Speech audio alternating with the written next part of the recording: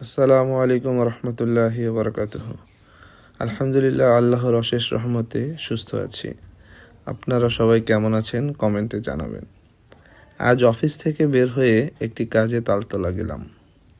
তালতলা যেতে যেতে মাগরিবের সময় হয়ে গেল। তবে আজ মাগরিবের নামাজটা অন্য কোথাও পড়ার ইচ্ছা ছিল, কিন্তু আল্লাহর হুকুম যেখানে সেখানেই পড়তে হবে, এটাই বাস্তব। আজান শোনার সাথে সাথে আশেপাশে দেখা শুরু করলাম। চোখের সামনে পড়ে গেল পশ্চিম কাফরুল জান্নাত পুরাতন মসজিদ, ওয়াকফ এস্টেট। মসজিদের সামনে দিয়ে প্রতিনিয়ত যাতায়াত করি, কিন্তু কখনো এখানে নামাজ পড়া হয়নি। নামাজ শেষে বের হয়ে মসজিদের স্থাপিত শালটি চোখে পড়ল। আমি রীতিমতো অবাক হয়ে গেলাম। 125 বছর পুরাতন মসজিদে নামাজ পড়েছি। প্রতিদিন যাতায়াত করা সত্ত্বেও এই বিষয়টা কখনোই চোখে পড়েনি। এত পুরাতন হওয়া সত্ত্বেও মসজিদের ভিতরটা ছিল খুবই সুন্দর।